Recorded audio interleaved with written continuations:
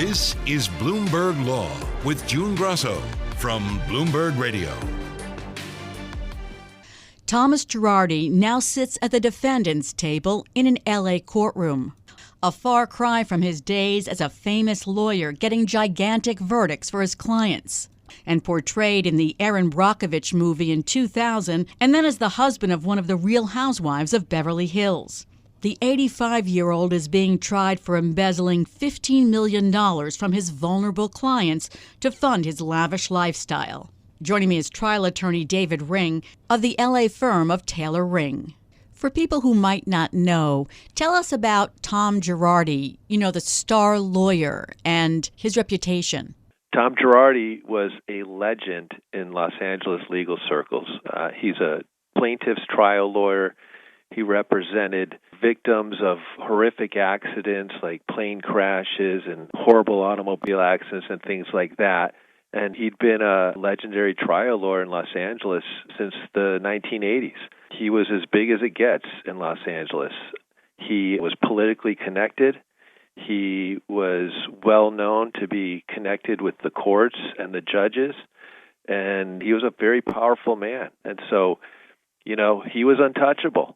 He was untouchable in Los Angeles for many, many, many years until this scandal imploded in 2020. Tell us about the scandal that sort of opened this Pandora's box. What caused the downfall of Tom Girardi and his law firm was it all started with a particular lawsuit, the Lion Air plane crash, which happened in Jakarta. And Tom Girardi and his firm, they would represent victims in big airplane crashes like that, even if the crash happened, halfway across the world. And that litigation was centered in Chicago in federal court. And ultimately it was settled. Boeing and some other defendants paid a lot of money. And Tom Girardi represented families who had lost loved ones in that plane crash. Now, he represented them. He had a co-counsel in Chicago, a Chicago firm.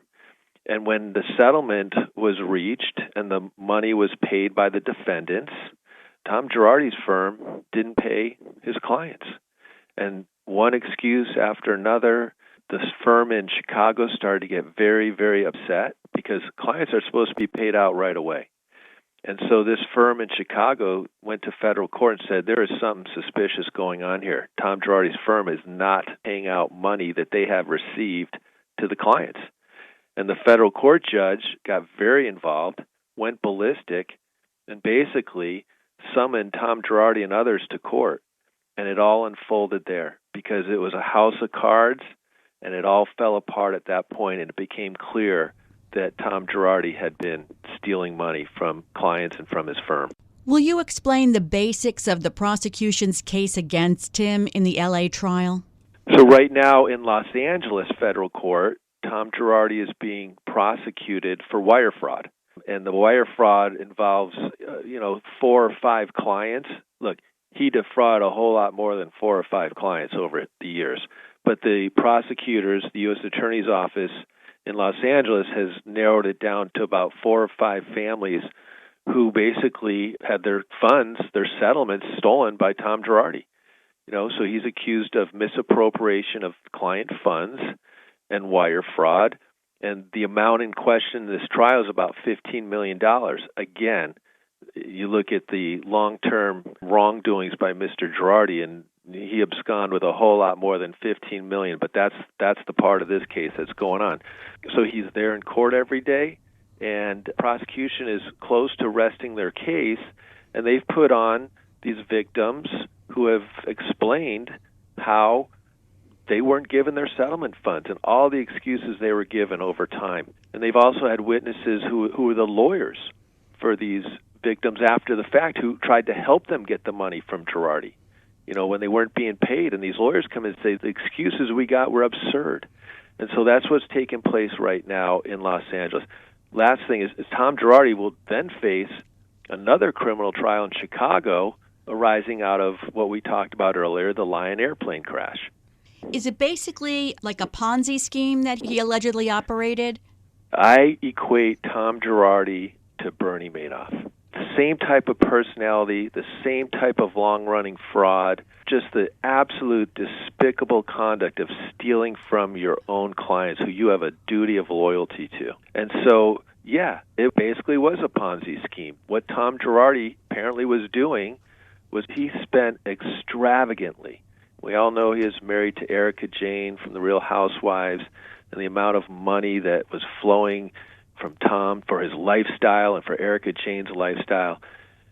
And so he would basically, a settlement would come in, it would go into the Girardi and Keys Client Trust Fund, and Tom Girardi would take some or all of it for his own personal improper purposes, and then would lie to the client, oh, the money didn't come in yet, oh, there's a holdup, oh, it's being taxed, all sorts of stories not to pay them out.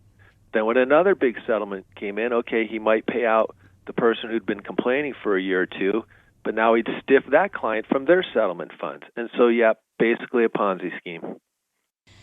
The prosecution is painting him as a celebrity attorney turned villain.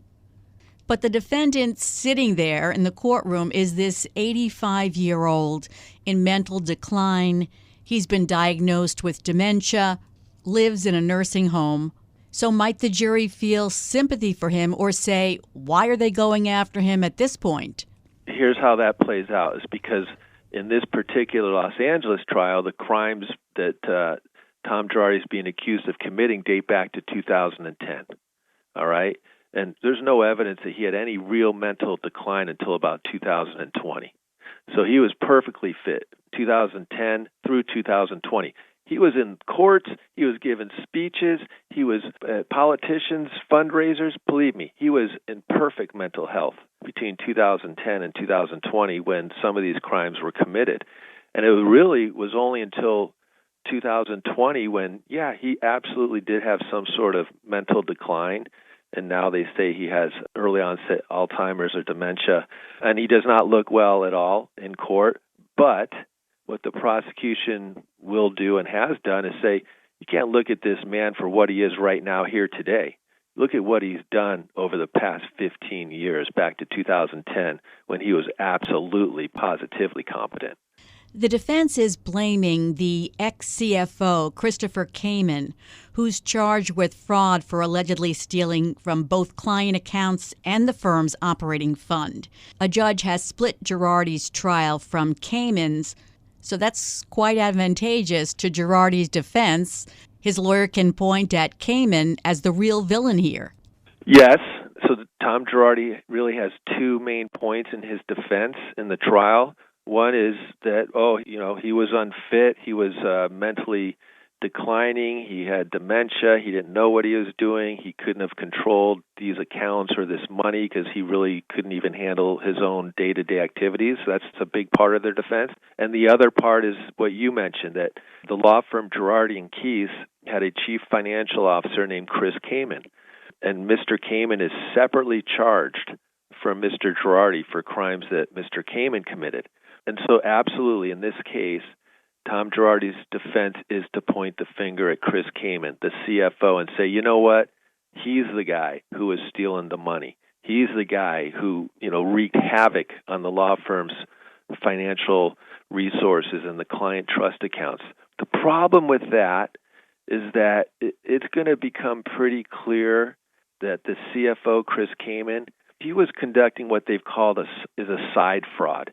He knew that Girardi was playing shenanigans with all the money. I mean, he was a CFO. He knew what was going on, and he knew he could get away with embezzling money. And so what he did, he saw this firm in disarray, knew what Girardi was doing, so he started to steal money on his own.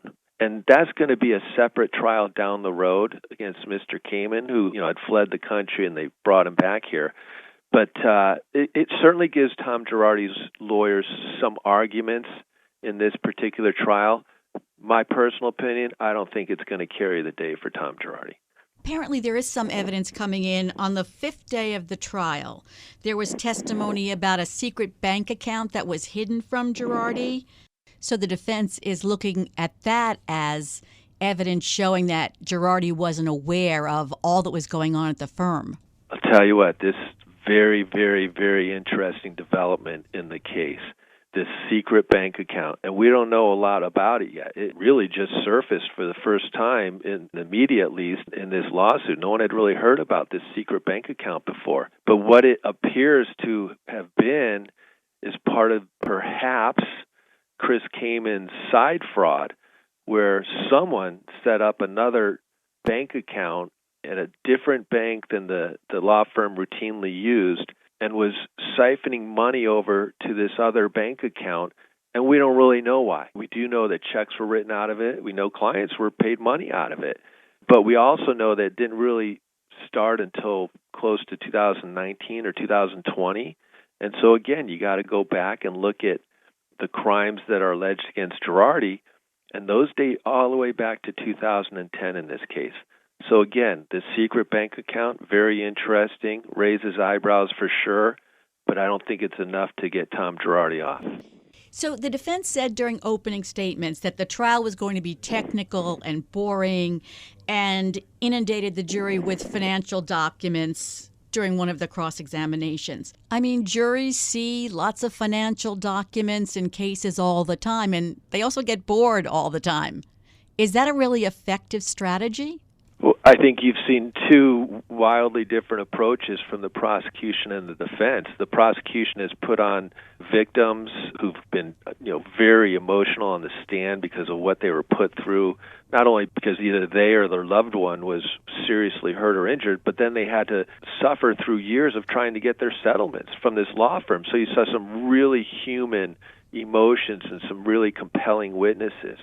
And then you have Tom Girardi's defense that is doing exactly that. They're trying to put up a lot of financial figures and documents and trying to confuse the jury and, maybe get them to think someone else did it, or trying to put all sorts of charts and financial data up there, perhaps an attempt to confuse.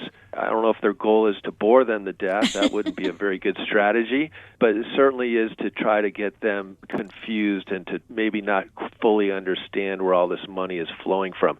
But again, as you said, hey, juries get it. I mean, this is not an incredibly complicated financial case by any means.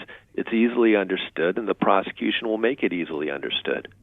But the defense only needs one juror to be confused or not to see the scheme that was evolving or to feel sympathy for him. Very true. I mean, the defense, all they need for a quote-unquote victory is one juror to say, I don't think he did it, or I'm not convinced beyond a reasonable doubt. And so that's likely their goal. They likely don't think they have a shot at a full acquittal, but they would certainly be happy with a mistrial. But again, having followed the trial to this point in time, I think the prosecution has really done a very good job of putting on compelling evidence and testimony that kind of shows how long these crimes were going on, and that Tom Girardi was directly involved in them, even when he was absolutely competent. What penalty might he face if convicted? Well, his age plays a huge role in that, as does his mental decline. So, again, that's something that is, handled by the federal judge, federal sentencing guidelines.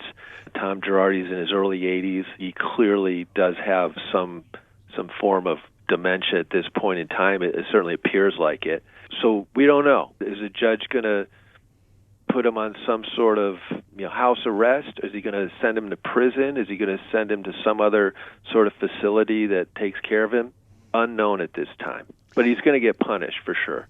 Girardi had apparently over 200 misconduct complaints before the State Bar of California over 4 decades and managed to avoid disciplinary action until the end. And the parents of a son who died of cancer, who was represented by Girardi, filed a class action lawsuit against the State Bar of California, alleging gross negligence and reckless misconduct. What do you think about that lawsuit? I think it's definitely got legs. There has been a lot that has come out against the California State Bar since this Girardi scandal erupted 4 years ago. And it's absolutely mind-numbing and despicable what has been shown. And what's been shown, this shows you how powerful Tom Girardi was. Tom Girardi had the state bar wrapped around his finger. Tom Girardi had so many complaints made against him over the course of 20 or 30 years, and yet maybe none of them were upheld as being legitimate when clearly many were. And how did he get away with that? He was the ultimate mastermind. This guy had so many connections. He actually placed an investigator in the state bar office who was there handling complaints against Girardi. And the investigator was one of Tom Girardi's guys. He was loyal to Tom Girardi, and he was taking kickbacks and all sorts of things. Tom Girardi was very close with some of these state bar judges. And so the system, now that we've seen it exposed for what it was a sham. And Tom Girardi manipulated the state bar system, and he got away with it for 30-plus years despite having hundreds of complaints made against him. You know, most lawyers in their career that do the type of work that Tom Girardi did, they might have one or two complaints, and they might not be legitimate complaints, or maybe one or two of them are, right? And the state bar is supposed to investigate that and discipline the lawyer. Tom Girardi had hundreds of complaints, hundreds, and not one thing was ever done to him. Shameful. And a lot more evidence to come in this trial. Thanks so much for being on the show, David. That's trial attorney David Ring of Taylor Ring in Los Angeles. A federal appeals court has rejected Chipotle Mexican Grill's attempt to force a former worker's sexual harassment and assault claims into arbitration under a landmark 2022 law because of timing, setting the stage for more showdowns as judges further assess the law's reach. The Eighth Circuit ruled last week that the EFAA covers the former worker's workplace assault claim against the restaurant chain, even though the alleged misconduct occurred before the law took effect. Joining me is employment law attorney Anthony Oncidi, a partner at Proskauer Rose. Tony, start by telling us about the Federal Arbitration Act and how it works in employment cases. Okay, so there is a federal law that's been on the books for many, many years, over a century actually, called the Federal Arbitration Act.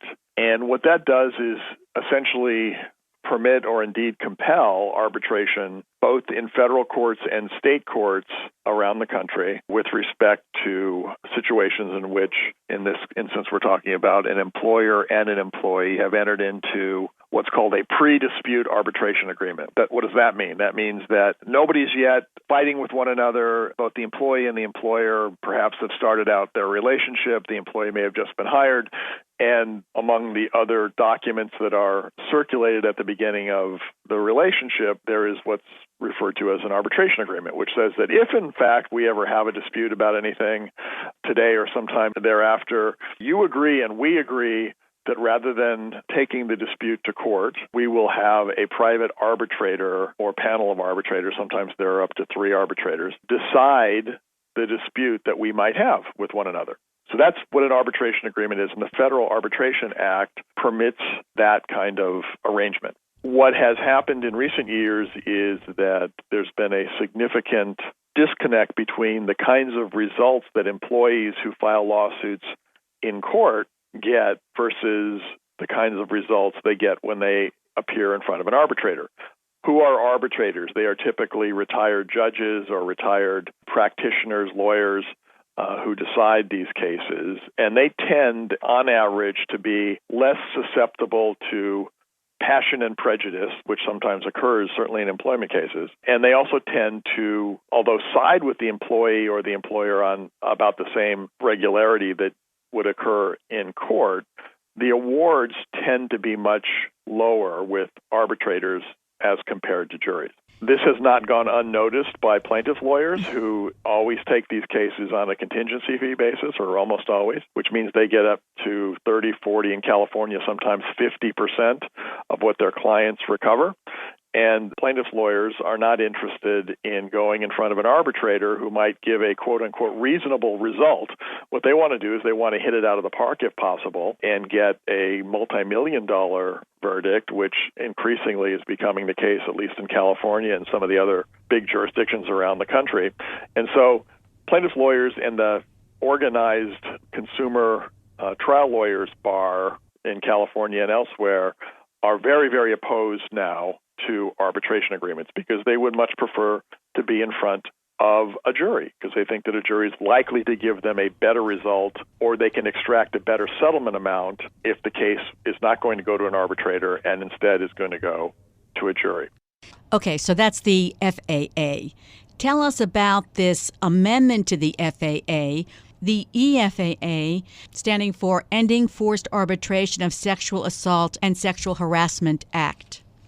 Up to this point, the Federal Arbitration Act has protected arbitration agreements so long as they don't have elements of overreaching, and there are instances where employers have overreached, meaning that, for example, they say that the employee has a limited period of time to file the claim, less than they would otherwise have under the law, or it otherwise limits the awards that the employee can recover, or they try to put a ceiling on it. Anything like that, quite predictably, is going to be struck down by the courts. But otherwise, if it's a straight down the middle arbitration agreement that says, as I said at the beginning, if we have a dispute, we'll go to arbitration, we won't go to court. Most courts have upheld that.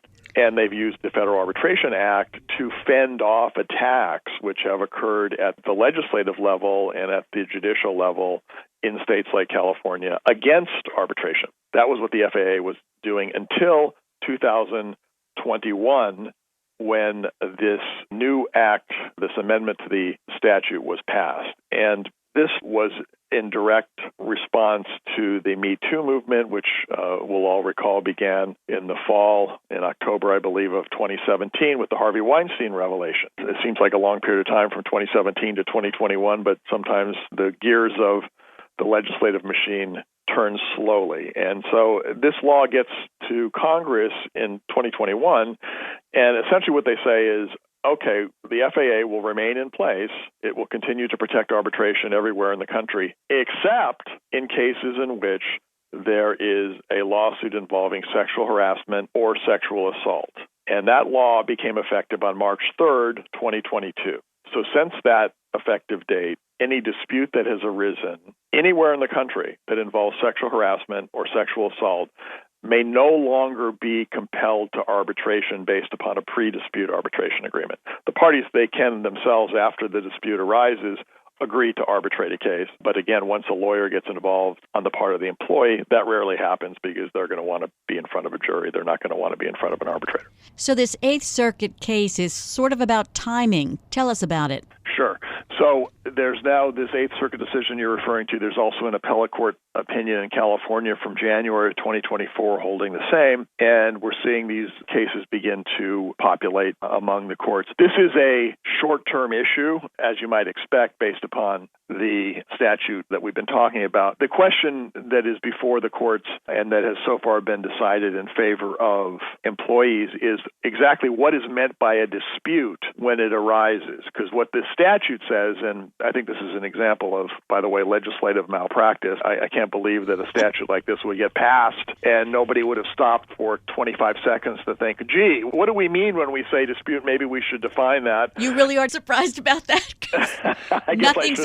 Nothing surprises me about the way laws are written. I think you're absolutely right. Well, you know, I was lucky enough to have the late Anthony Oncidi as a law professor at the University of Chicago, and he used to always say when we encountered things like this, well, close enough for government work. And I think what he meant by that was that the government can make things worse even when they're trying to make things better, and I think this is a good example of that. So anyway, there is this ambiguity, and the question is whether or not a dispute arises when, for example, an employee first suffers an incident of sexual harassment or sexual assault in the workplace, or maybe when the employee first complains about sexual harassment or sexual assault in the workplace. What the Eighth Circuit has said in this recent case, and they got this from a definition of dispute that they found in a law dictionary, which is always a little bit, I think, although not wrong, it's also just a little bit maybe too facile, a little bit too easy to try to decide something like this on. They said, well, gee, a dispute means a lawsuit. And so what they said is if the employee complains about the sexual harassment beforehand or even lodges an internal complaint, that is not a quote-unquote dispute. A dispute occurs when the employee actually files something, basically files a lawsuit or administrative complaint with an agency or with the courts. And as you think about it, that's probably the latest that a quote-unquote dispute might arise. So the result of that is that it sweeps more and more cases into the realm of this anti-arbitration statute. This situation will all very quickly, June, go away because soon all disputes that are being decided one way or the other will have occurred on or after March 3rd, 2022. So this is a short-term issue. I don't think it's going to ever get before, for example, the U.S. Supreme Court. It has a very limited shelf life. Coming up next on the Bloomberg Law Show, I'll continue this conversation with employment law expert Anthony Oncidi. Some recent eye-popping verdicts. I've been talking to employment law attorney Anthony Oncidi of Proskauer Rose about a federal appeals court ruling that the EFAA covers a former worker's workplace assault claim even though the alleged misconduct occurred before the law took effect. The Eighth Circuit is conservative. I think 10 Republican-appointed judges and 1 Democratic-appointed judge. Are you surprised that this decision came from the Eighth Circuit? Not really. I mean, I don't subscribe to the theory that appointees of one party or the other with regularity always vote one way or the other. I mean, I think you might be able to say perhaps maybe more than 50% of the time you can find that. But even our own U.S. Supreme Court, there have been somewhat surprising results from the so-called conservative majority that have been pro-employee, for example, or pro-consumer in some of these cases. There obviously is an absolute predictability with respect to the party that appointed the judge, and of course that's how it should be. There shouldn't be really any predictability, but unfortunately there is. I don't think what they did in this case, which is to go to a dictionary definition, is, as I said, wrong. I don't think there's any problem with that. Even Scalia went to the dictionary every once in a while. He did. He truly did. So, Tony, are there any implications beyond this statute that we've been talking about, the EFAA? Yeah, so I think it's the narrow end of the wedge here, and that is that essentially what that statute says, without saying it, is there's something quote-unquote wrong with arbitration. Essentially what it's saying is if you've been the victim of sexual harassment or sexual assault, you are not required to go to arbitration.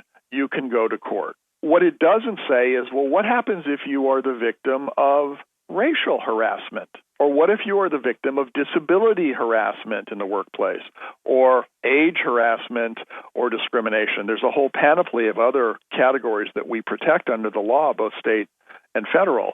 And if we've said that sexual harassment victims don't have to go to arbitration, we are suggesting there's something wrong with arbitration. Now, I disagree with that proposition. I think that arbitration actually can be a very effective means of resolving disputes, and I think it can be fair and usually is fair for both sides. But if you essentially say there's something lesser than about arbitration, then everyone else is going to start lining up, as has already happened, to say, well, gosh, if sexual harassment victims don't have to go to arbitration, neither should racial or age discrimination or harassment victims have to go to arbitration. They too should be able to go to a jury, and it really opens up a huge door by which litigants can avoid arbitration entirely and find their way to a jury, which is simply going to increase enormously the cost of litigating these cases, the time it takes to resolve them, and the burdens that will be placed upon employers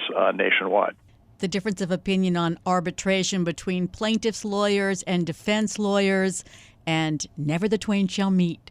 And you've written about some of the eye-popping verdicts in sexual assault and harassment cases. There was a $900 million verdict recently. It was one single plaintiff. The facts were horrendous, and the defendant in the case has been sued multiple times. There are multiple multi-million-dollar judgments against him in the state of California. And my understanding, and I don't have a huge amount of information about this, but my understanding is that a defense was not even mounted in this case. But in any event, it was a case involving, again, very serious allegations and obviously ultimately proof about alleged rape and sexual assault in the workplace. And a jury in June of this year awarded the plaintiff the $100 million in compensatory damages, which basically is emotional distress damages, and $800 million in punitive damages. And of course, most of it punitive to punish the defendant. But you see eye-popping verdicts nowadays in other areas as well, not just employment, personal injury and tort cases. And what makes them eye-popping a lot of the times is the punitive damages. one of the things that I have said in a couple of the articles I've recently written and some of the speaking engagements I've had on this to various groups of lawyers is that it's a very peculiar process, at least in California, where I'm most familiar. You get to the point in the trial where the plaintiff is going to ask for punitive damages, and under California law, for example, they have to show malice, oppression, or fraud, but you have to show one of those things. Usually it's malice, most particularly. And everyone in the courtroom, the judge, the lawyers, if there are legal reporters in the courtroom, maybe even some of the observers, are aware of the fact that there are constitutional limits on the amount of punitive damages that can be awarded in a case. This is something that people off the street, i.e. jurors, for example, don't usually know. And so the most important people in that courtroom who are about now to make a decision about how much punitive damage dollars should be awarded, if any, are not told. No one tells them that there is this limitation, this constitutional limitation, both at the state and federal level, that prohibits an award of punitive damages that exceeds more than a so-called one-digit, single-digit multiplier. What does that mean? That means it shouldn't be more than 2, 3, 4, 5, maybe 9 in the most ridiculously terrible cases times the compensatory damages. So if you've got emotional distress damages of $200,000, say, or $300,000, the punitive damage award, if there is going to be one, and it doesn't have to be one, but if the jury wants to award that, should not be more than a single multiplier of that compensatory damage amount. But no one tells the jury that. And so what happens is you end up with punitive damages awards sometimes that are 20, 30 times the compensatory damages, and there's this conspiracy of silence in the courtroom that no one tells the jury in advance. And I think there's a peculiar reason for that, and that is that neither the plaintiff's lawyer nor the defense lawyer wants to talk about this limitation. Why? Because the plaintiff's lawyer doesn't want to put a ceiling on the amount of punitive damages, even if they know they're not going to ultimately collect 20 times the compensatory damages. They're more than happy to use that as a leverage point in settlement, for example, after the trial. And the defense lawyer is not going to want to say it either because it can become a floor. And the jury can say, oh, so we can constitutionally award 5 times punitive damages. Maybe they otherwise would have been inclined only to do 2 or 3 times.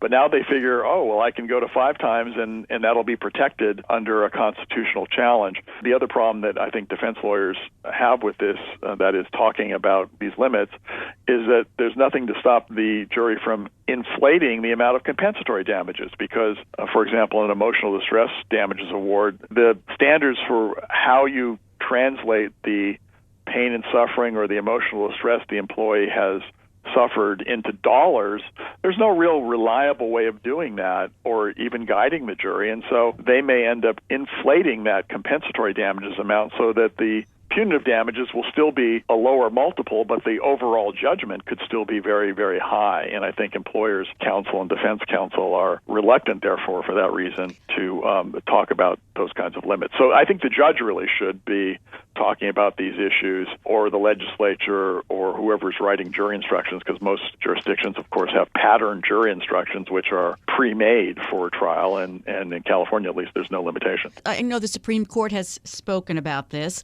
What is the highest allowable ratio between compensatory and punitive? It should not ever be more than 9 times, and in only the most extraordinary cases should it be even close to 9 times. What most of the courts that have looked at this have said is look at statutes, because a lot of statutes, for example, in the old days before everybody's looking for huge punitive damages awards, would have what would be, for example, a treble damages award. And we see that under some of the federal statutes in the labor area and the employment area and in antitrust and other places. You may remember recently there were other big verdicts that were talked about where there was a tripling of the underlying damages. So statutory formulations usually have a 3x multiplier for, intentional or deliberate misconduct of some sort that might be prohibited under the law. And so a lot of courts have looked at that and said, well, that's probably about right. Maybe if there's, $100,000 in emotional distress damages, maybe the punitive damages shouldn't be more than 3 times that. But the U.S. Supreme Court didn't say that, and essentially what they said was it shouldn't be more than 9 times, and it should very, very rarely be more than 3, 4, 5, something along those lines. A footnote, we did mention Justice Scalia, I brought him up. He actually dissented, as did Clarence Thomas, to the Supreme Court's decision that there's a constitutional limit on punitive damages. They both said, as good strict constructionists might, they said, I've got a copy of the Constitution in my breast pocket. I just looked. There's nothing in there about punitive damages. And so they actually dissented, even though you might think they might have been on the other side of this question. They dissented from the Supreme Court's decisions on this, saying that there's nothing in the Constitution at all that limits punitive damages. Maybe there should be, but there isn't. Thanks so much, Tony. That's employment attorney Anthony Oncidi, a partner at Proskauer Rose. And that's it for this edition of the Bloomberg Law Podcast. Remember, you can always get the latest legal news by subscribing and listening to the show on Apple Podcasts, Spotify, and at Bloomberg.com/podcast/law. I'm June Grasso, and this is Bloomberg.